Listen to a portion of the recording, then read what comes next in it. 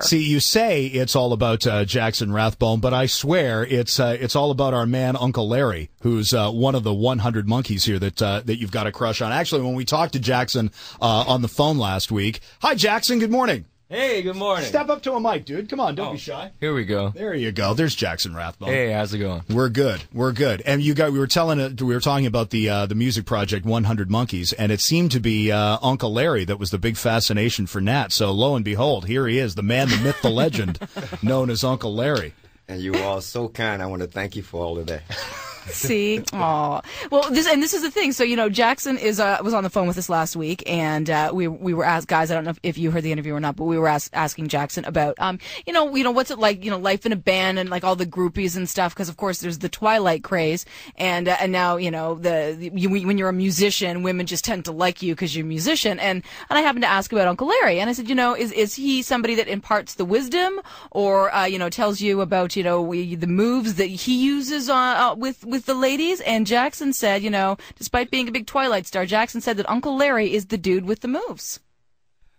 Well, he said that from the kindness of his monkey's heart about his monkey's uncle. And I love him, and I love them all, and I love the world out there along with them. But just the same, I think they have a better move system than I do. I just try to modify it. I don't know. You sound like a cool dude. You could sound like a cool dude. It's like you and John Mayer getting all the ladies. It's you and John Mayer getting all the ladies.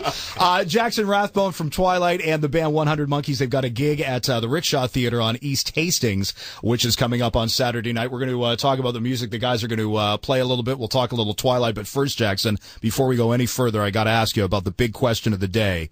What do you think of Ellen DeGeneres replacing Paula Abdul on American Idol?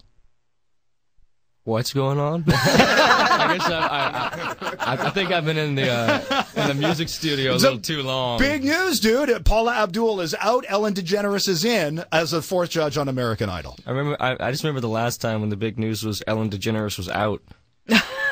You haven't been paying much attention to the tabloids since that, eh? There's been some stuff since then, Jackson. There's been some stuff. Really? Yeah, there's been a little stuff. Well, maybe it's one of those things where, and we've heard these rumors that the directors or the producers of New Moon have been keeping you guys, New Moon or Eclipse actually, are keeping you guys sort of in lockdown, that you can't go anywhere in Vancouver anymore, aside from your gig on Saturday night, but because the fans are so crazy that it's just really hard for you guys to move around. So maybe you're sort of locked down in a certain room and you've got no access to the outside world. Is that true? Basically, yeah. I kind of gave up on cell phones and the internet, and I don't watch television anymore. So, yeah. Really? Did they seriously have you? Did they seriously have you under lockdown? Did they say we don't want you going out around town? No, they don't have us necessarily on lockdown. They don't say those certain things, but they do, kind of warn us if we go outside, they'll flay us later. Have you had any weird experiences around town since being in Vancouver? Oh, it's just actually it's the fans that are really sweet. They're lovely when they come up to us and they take pictures, and it's the paparazzi that get a little out of hand. And I think they've actually had a couple arrested recently because they wouldn't leave hotel grounds and whatnot. So yeah, it's been kind of a feeding frenzy.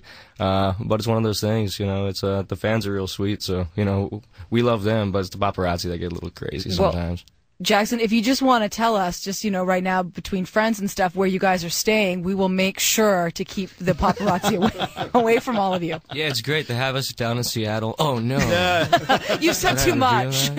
Now, and you guys, the band, you guys have been friends for a long time. Jarrett, how long have you known Jackson for? About 6 years. 6 years. So what's it for a guy to have one of his buddies get involved, one of your longtime buddies get involved in something as crazy as this Twilight thing? Do you give him a hard time, or what's it like from your position to see what's happening to Jackson and the rest of the people in Twilight? It's pretty unreal. I mean, when we got into town, we didn't know the magnitude of this whole thing, how it's grown even since the first movie. But when we first got into town, we walked out to get something at the music store. Bam, paparazzi tagging all over the place.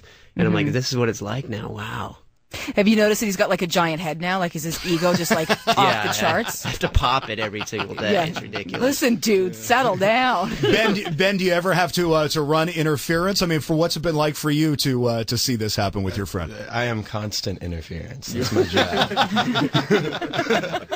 I'm like a static hum.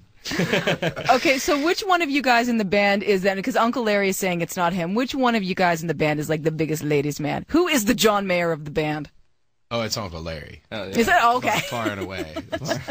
Uncle Larry's the man. It's just not smooth to be big about yourself. It's smooth to be modest. I'm picking up on this. Uncle Larryism, if you will. The band is 100 Monkeys, and again, the gig is coming up on Saturday night at the Rickshaw Theater. So, Jackson, tell us about the music of the 100 Monkeys. What kind of stuff can people look forward to hearing at the Rickshaw on Saturday night? Well, 100 Monkeys style is kind of all over the place, but we make original music, kind of old school rock and roll sounds with a lot of blues influence, a lot of funk influence. It's one of those things, we all switch instruments every other song or so the sound always changes, and we always keep it real fresh like that. So it's kind of a stage show. You get to see us all, switch around every other song, and then we also like to make up songs on the stage, and we ask the audience to come up with an idea, and then we improv off of that. So we kind of like to make our live shows events.